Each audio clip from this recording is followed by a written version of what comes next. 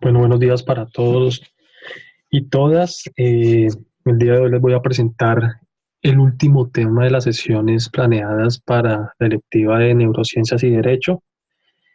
Como, como hemos visto a lo largo de estas 4 sesiones que han sido avanzando, he tratado de explicarles algunos conceptos básicos de lo que es la neurociencia y su relación con el derecho.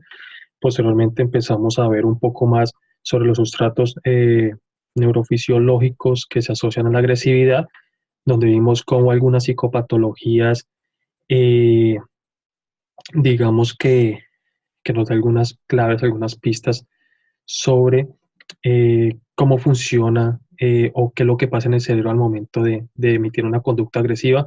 No con esto quiere decir que todas las psicopatologías implican siempre una conducta de agresividad, sino que eh, es para mirar que independientemente a veces de la psicopatología, como veíamos, las, el funcionamiento de ciertas áreas del cerebro, especialmente lo que son zonas frontales y lo que son áreas relacionadas con el sistema límbico, están muy relacionadas con lo que es la conducta agresiva.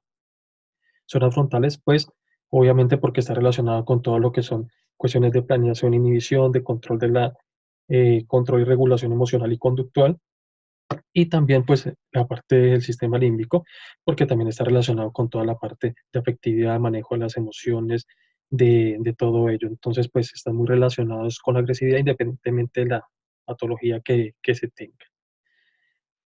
En la anterior sesión vimos algunas cuestiones relacionadas con lo que era el engaño.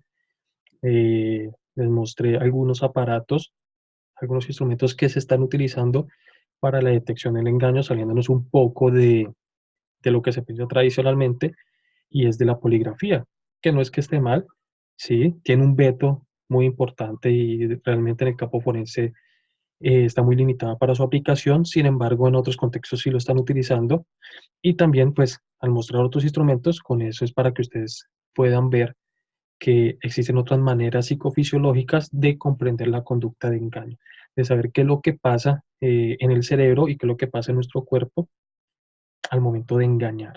Entonces vimos un poco de eso, vimos entonces zonas del cerebro y cierto funcionamiento característico del cerebro al momento de engañar.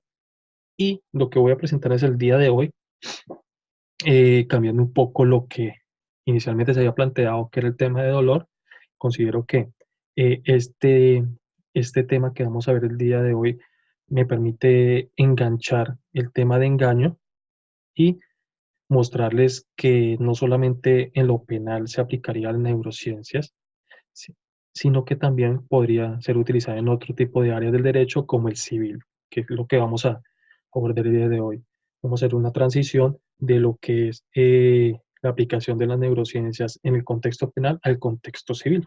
Entonces, el día de hoy lo que voy a explicarles un poco es el tema de la simulación, que es un tema relevante no solamente en lo penal, porque en algunas oportunidades cuando se comete algún tipo de conducta delictiva es muy usual, ¿sí?, que eh, se alegue por parte pues, de la persona que ha cometido el hecho de que se encontraba, digamos, en medio de una sintomatología muy característica y que por ende su capacidad de comprender y controlar su comportamiento se encontraba de alguna manera anulada o disminuida. ¿Sí? Entonces, en ese sentido, pues estaría más relacionado con lo penal, pero también en otras situaciones puede estar asociado con lo civil. Y es, por ejemplo, cuando el tema de custodias, por ejemplo, si la persona tiene o no tiene una psicopatología, pues es importante mirarla si está simulando o si está disimulando esa psicopatología, es importante conocerla. Y también, por ejemplo, en temas de incapacidades por condición mental, realmente si la persona está simulando tener esa psicopatología con algún propósito, pues de extender su incapacidad o definitivamente ser incapacitado total o absolutamente, ¿sí? Eh, en ese sentido, algunas cuestiones de conceptos, cuando hablamos entonces de simulación, como lo vamos a ahondar más adelante, vamos a estar hablando de que una persona intencionalmente pretende hacerle creer al otro de que padece o que manifiesta algún tipo de sintomatología psicológica sin que eso sea cierto.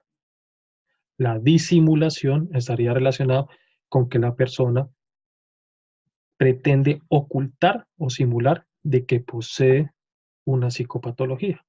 Entonces esos dos conceptos hay que tenerlos claros porque pueden presentarse a confusiones. ¿Sí?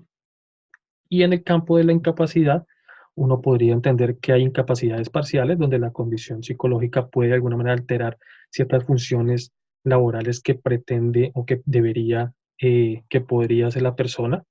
Entonces, no es que no pueda trabajar en esa área, sino que hay algunas actividades de su tarea, no sé, puede ser hacer algunas operaciones matemáticas o planear muy bien su agenda, no las puede realizar por X o Y razón y por ende, digamos que hay una incapacidad parcial o si, por ejemplo, en el caso de algo, de una incapacidad física, pues la persona puede realizar de las 10 tareas asignadas 6 4 pues estaríamos hablando de incapacidad parcial. Digamos que en ese sentido, cuando hablamos de incapacidad total, es cuando la persona, esa condición física o psicológica, no le permite hacer el trabajo que ha venido desarrollando durante cierto tiempo. Es decir, que cuando presenta esa incapacidad total, la persona, por ejemplo, ya no podría llegar a seguir ejerciendo como contadora o como abogado por las afectaciones en ciertas capacidades cognitivas, pero que en otro tipo de tareas o en otro tipo de oficios sí podría trabajar. Entonces, incapacidad total para lo que venía haciendo y puede hacer lo que estaba haciendo por un tiempo, pero no es absoluta. Cuando hablamos de incapacidad absoluta, quiere decir que hay una condición física o psicológica, psicopatológica, que de alguna manera le impide vincularse al mercado laboral. No podría realizar ningún tipo de tarea. Entonces es algo como para que tengamos en cuenta y que vamos a empezar y que nos va a servir para ir vinculando el tema de la simulación, no solamente en el contexto penal, sino en el contexto civil.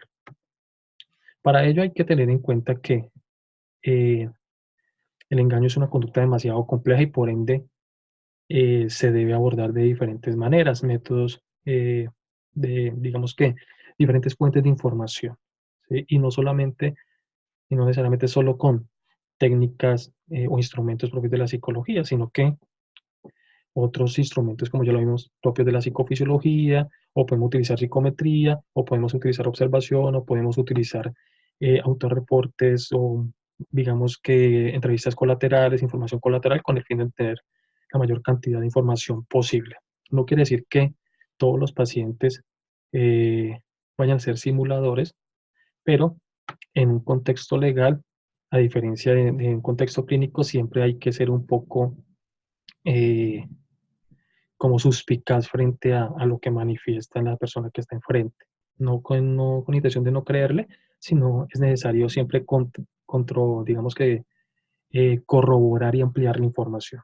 Es de suma utilidad en el contexto forense.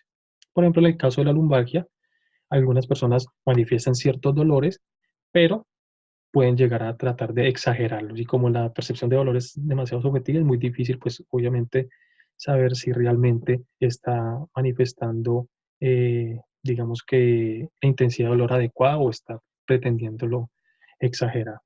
¿Sí? Porque en el dolor, la única manera de objetivar el dolor sería por medio de inflamaciones o por medio de enrojecimientos. Digamos que es muy difícil eh, objetivamente medirlo, ¿no? Aunque parece ser que la respuesta galvánica podría ser una alternativa, pero digamos que eso no está muy corroborado aún. Entonces, en psicología, como ya le mencioné, posee diversos métodos para evaluar las enfermedades mentales. Sin embargo, para evaluar la simulación no está claro muy bien cómo es el procedimiento. Por eso es que hay que tratar de tener la mayor cantidad de información posible para poder contrastar eso que dice el paciente con lo que realmente puedan llegar a ver los demás y realmente cuál es el impacto de esa psicopatología en lo que se desenvuelve.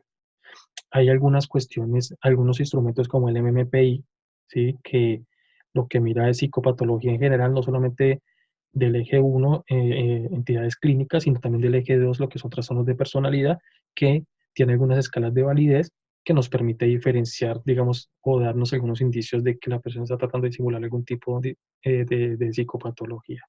Hay otras escalas también como el TOMS, que sirve para mirar algunas simulaciones de capacidades de memoria. Entonces, personas que quieren simular algún tipo de amnesia o algo por el estilo, el TOMS es muy, digamos, un instrumento bastante útil para tratar de ahondar en ese aspecto.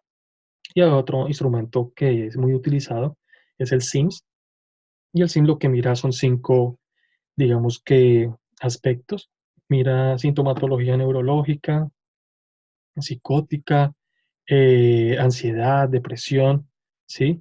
Y lo que hace es mirar realmente si esos síntomas que la persona describe, digamos que son congruentes entre sí y no, digamos, no refiere a psicopatología que es extraño, que es muy infrecuente. Entonces, el MMPI y el SIMS, el TOMS, digamos que es lo que se puede llegar a utilizar en la parte psicométrica. Pueden haber algunos más, son los que en este momento me acuerdo que uno utiliza para este tipo de cuestiones y va muy bien para apoyar en una evaluación, digamos, en ese tipo de contextos civiles y que la psicopatología está presente y hay que descartar el tema de la simulación, como darle una validez y mayor soporte a los resultados. Como les decía, en MMPI hay dos escalas específicamente, las escalas F, que lo que está mencionando son como incongruencias en la sintomatología. Entonces, por ejemplo, hay incongruencia en la sintomatología psicopatológica o incongruencia en la sintomatología somática. Mira que realmente esas sintomatologías somáticos, digamos, se adapten a lo que está descrito en los manuales diagnósticos y no síntomas un poco extraños o infrecuentes en ese tipo de patologías. Entonces, nos sirve para mirar que de alguna manera si esa persona puede estar simulando o no. Y hay algunos estudios que muestran que, por ejemplo, la escala FS, que es de la parte somática, podría llegar a detectar o a discriminar los simuladores en un 92%. Entonces, digamos que es una de las alternativas bien interesantes y viables, como yo decía, que es el MMPI en la escala F como tal. Algo importante es que hay simuladores de todo tipo. Hay pacientes o personas que pueden ser demasiado colaboradores durante la evaluación, como también pueden ser un poco reacios a la evaluación, ¿sí? Entonces, los dos extremos, de alguna manera, pueden ser algún tipo de sospecha, indicio, que nos debe motivar a nosotros a ahondar un poco más en el asunto y en esa psicopatología. Algo muy característico es que muchas veces la persona no pretende simular de cero una sintomatología psicológica, sino que lo que pretende es tratar de exagerar lo que ya tiene. Es decir, puede estar manifestando una depresión, pero es una depresión, por ejemplo, leve, y la persona va a tratar de simular que esa depresión es mucho más intensa de lo que realmente es. Eso es, digamos, que puede ser lo más usual. Entonces, para ello hay que mirar no solamente la presencia de sintomatología, ¿sí? Que la puede observar uno o la puede manifestar la persona o el paciente, sino hay que tratar de mirar cómo los otros lo ven y cuáles actividades de la vida diaria realmente realiza. En algunos casos, pues de manera ingenua, las personas manifiestan síntomas, por ejemplo, depresivos. Dicen, no, es que realmente me siento muy triste, estoy muy mal. Y cuando se le pregunta, por ejemplo, por actividades de la vida diaria, uno dice, no, yo me levanto muy temprano, a las 6, me baño, desayuno, salgo a hacer ejercicio. Entonces es cuando uno empieza a corroborar incluso con el mismo reporte del paciente, donde esa sintomatología que refiere no cuadra mucho eh, con las actividades de la vida diaria. Es una forma para que ustedes vean de que eh, hay que tener muchísima cantidad de información para poder tratar de corroborarlo. Con el mismo paciente, con otras personas, con escalas, con instrumentos, en fin. Entre mayor cantidad de información, la evaluación posiblemente vaya a ser mejor, ¿sí?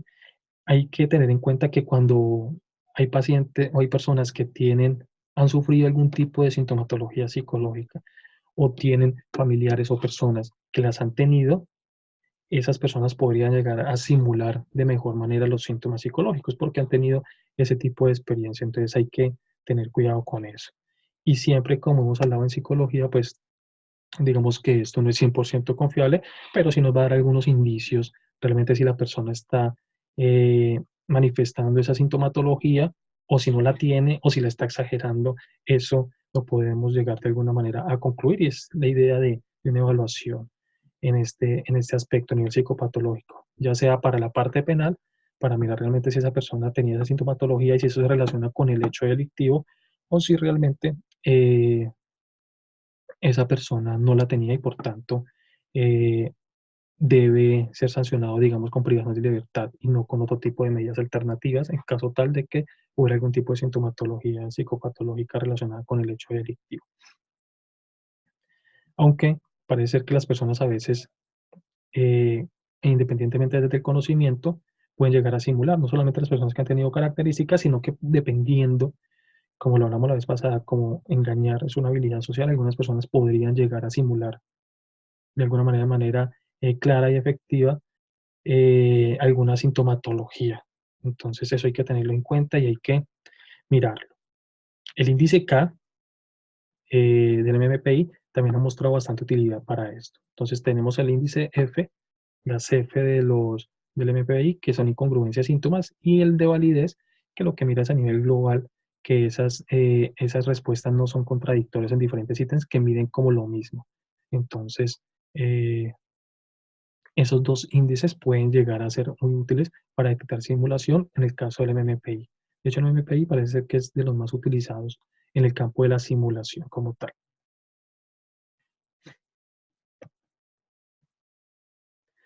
Para recordar, recuerden que cuando hablamos de engañar, ¿sí? La simulación es un tipo de engaño.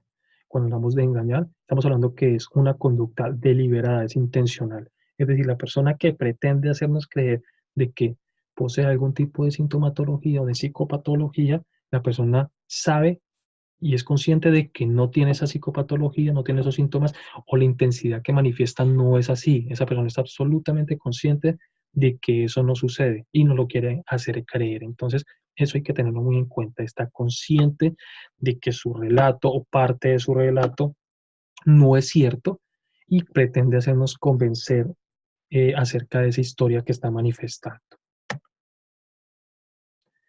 Por tanto, entonces, ¿cómo podríamos definir la simulación?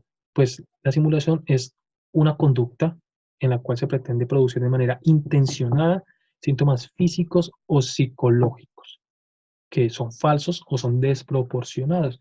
Es decir, no están relacionados, no es acorde con la realidad de la persona, con la realidad sintomática no están relacionados, sino que pueden ser exagerados, ¿sí? Y que muchas veces en contextos legales están muy dirigidos a motivación externa, porque a partir de eso puede recibir beneficios económicos o en el caso de lo penal podría recibir algún tipo de condena diferente, una sanción diferente a estar privado de libertad, ¿cierto? O disminuir el tiempo de la pena. Entonces, digamos que hay que tener en cuenta esos incentivos externos porque eso puede motivar la conducta de engaño y de la simulación, ¿sí?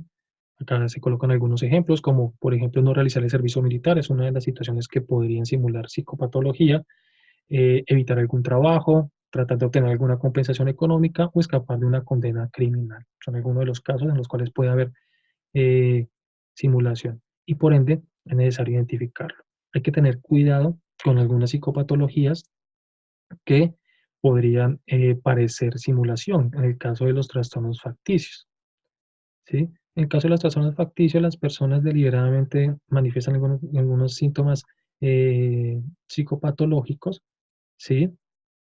Pero lo que busca la persona no es digamos que el beneficio, digamos, evitar una sanción legal o obtener una sanción o una remuneración, sino lo que ellos pretenden es beneficiarse del papel de estar enfermos, ¿sí?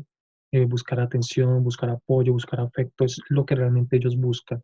Entonces, muchas personas con ese tipo de trastornos lo que hacen es que una vez pasa todo el pleito legal o evitan la sanción, obtienen el beneficio, ellos siguen presentando la sintomatología. Entonces, lo que buscan realmente es beneficiarse del papel de ser paciente y no realmente por evitar algún perjuicio o obtener beneficios legales.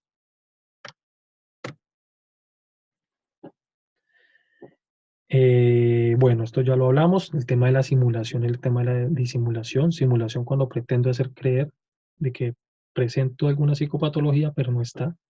Y cuando hablamos de disimulación es que existe patología, pero la persona no quiere que se sepa esto, ¿sí? Por ejemplo, en el caso de custodias, muchas veces pueden tener algún tipo de antecedente o historia psicopatológica la mamá o el papá, y la otra parte, ya sea la mamá o el papá pretende, eh, eh, digamos que iniciar un proceso legal para custodia porque alega que la mamá o el papá tiene una condición psicopatológica que le impide ejercer adecuadamente esas competencias parentales, esas habilidades de cuidado de los papás por esa psicopatología. Entonces, en ese sentido, podrían haber casos de disimulación donde la persona podría estar manifestando o teniendo algunos tipos de síntomas psicológicos de interés, pero que obviamente por miedo y por estar en contexto legal y por anticipar una posible, digamos que asignación o reasignación de la custodia por parte del juez, pues trata de omitir o trata de disimular esos síntomas ante el evaluado. Todas las simulaciones y los tipos de simuladores no son los mismos. Hay personas que hacen simulaciones totales, que es que la persona realmente no tiene ningún tipo de daño, de sintomatología, y lo que pretende es manifestarla. Entonces, por ejemplo, en casos de accidentes o de sucesos estresantes, muchas veces pretenden hacer creer que hay un daño psicológico para tratar de cobrar una indemnización administrativa por daños psicológicos y adicionales daños morales, que ya lo considerará el juez, y entonces pueden haber simulaciones totales. En algunos casos también pueden haber simulaciones parciales, y es que la persona eh, presenta psicopatología que no es incapacitante, y además de eso empieza a sumarle otras psicopatologías que sí son incapacitantes. Entonces la persona puede, no sé, puede tener algún tipo de depresión leve, pero alega, por ejemplo, tener algún tipo de problema de TOC, no sé. Entonces, para tratar de sumar otra psicopatología que realmente lo incapacite y conseguir lo que pretende. Hay otros que son sobresimuladores, eh, que lo que hacen es exagerar realmente los síntomas. Tiene una psicopatología, pero es muy leve y tratan de exagerar los síntomas eh, para conseguir el beneficio. Y hay otros que le menciona que son los simuladores en psicopatología manifiesta, que es personas que le dan daño mental incapacitante para el desempeño laboral de forma permanente, ¿sí? Pero no son capaces de informar en la evaluación el daño mental significativo. Entonces, alegan que, digamos que sí, con todo desconocimiento, que pretenden esa psicopatología, pero al momento de expresarla no, digamos que no se puede evidenciar o no se puede mirar realmente en qué es lo que está afectando. Entonces, podrían ser ese tipo de simuladores. Pero hay otros tipos o hay otras clasificaciones que de pronto podrían aclarar este aspecto. Por ejemplo, Liman en el 62 propuso que hay simulaciones de invención cuando realmente la persona no tiene ningún síntoma, pero pretende hacer creer que realmente la tiene. La perseveración genuina es que la persona en algún momento tuvo una sintomatología psicopatológica, pero ya desapareció, y lo que quiere hacer creer es que todavía la manifiesta, ¿sí? La tuvo en el pasado, desapareció, y en el presente quiere que todavía se crea que todavía la tiene. Está la exageración, cuando la persona tiene una sintomatología, pero quiere hacer creer de que es más fuerte de lo que realmente es. Y está la transferencia genuina, que es cuando quieren hacer creer que debido, por ejemplo, a un accidente o una situación X de estrés, a partir de eso es que surge una sintomatología psicológica. Entonces, por eso, no solamente es necesario mirar a veces cuál es la condición sintomatológica de la persona después de un hecho, sino también antes del hecho y durante el hecho. Perdón, dependiendo del caso, ¿no? Entonces, si vemos que la persona, eh, digamos que hay historia y hay reportes de sintomatología pasada, hay que mirar hasta qué punto en un hecho estresante pudo haber acentuado o fortalecido esos síntomas. Hay que discriminar cómo era el nivel funcional antes y después de ese hecho, independientemente de que haya o no haya habido sintomatología. Eso es clave tratarlo de mirar, aunque es mucho más complejo cuando hay sintomatología previa. Sí, es que hay que mirarlo. Y para eso digamos, algunos protocolos, por ejemplo, en daño psicológico, alguno que propone Arce y Fariña, mencionan que es de utilidad, por ejemplo, utilizar la escala de funcionamiento global que aparecía en el DSM-4, es bastante funcional, donde había en el eje 5, ¿sí? Había unas puntuaciones y unos rangos, y eso le permitiría a uno evaluar más o menos esa psicopatología o esa sintomatología hasta qué punto era incapacitante y poder contrastar el grado de incapacidad o de impacto de la sintomatología antes del hecho del accidente y después del accidente. Es una forma bastante útil que proponen ellos. ¿Qué se debe tener en cuenta en la simulación? Porque puede ser indicios. Primero, si hay algún tipo de beneficio externo, debería ser eh, una, una señal, ¿sí? Si hay algún tipo de, no sé, de un proceso legal, ¿sí? O algún tipo de indemnización, debería pensarse y descartarse la simulación. Otro indicio es que, por ejemplo, algunos profesionales, enfermeros, médicos, sospechan de que los síntomas no cuadran, psicólogos, psiquiatras manifiestan como que no cuadra ese comportamiento y los síntomas que están descritos, o que, por ejemplo, lo que aparece en las pruebas no es lo que uno observa, si hay esa discrepancia, esa incongruencia entre lo que dicen las pruebas y lo que uno observa, por eso que las pruebas son absolutamente complementarias, nunca deberían ser utilizadas eh, como una prueba fehaciente de que eso es lo que es y de que esa es la psicopatología que está, sino que hay que tener otras fuentes de información para corroborar realmente lo que aparece en las pruebas. La frecuencia e intensidad de los síntomas no coincide, hay nulos avances terapéuticos cuando ha probado diferentes técnicas, terapias profesionales y nada le sirve, es un indicio también de simulación en algunos casos, no en todos obviamente, pero en algunos casos podría ser algún tipo de indicio. Cuando estamos en contextos legales sabemos que pueden ser un indicio de, de simulación, por lo que les digo, porque es más usual engañar a veces en contextos legales eh, por, por evitar sanciones o por obtener beneficios.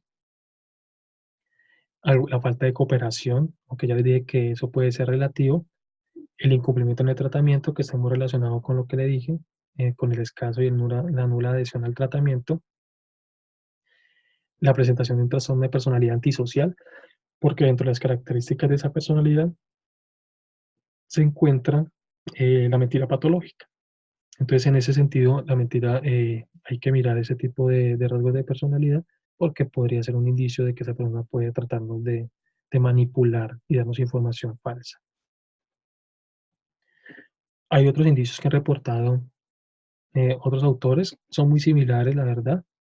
La incompatibilidad entre las pruebas y lo que uno realmente evidencia, algún pobre rendimiento, por ejemplo, en tareas motoras y sensoriales, que una persona realmente, así tuviera alguna psicopatología, la podría hacer, pero las personas a veces en esa intención de simular algunas tareas que son muy sencillas, muy básicas y que así un sea un paciente muy deteriorado podría llegar a hacerlo, los pacientes simuladores no las hace. Eso podría ser una forma también de diferenciarlo.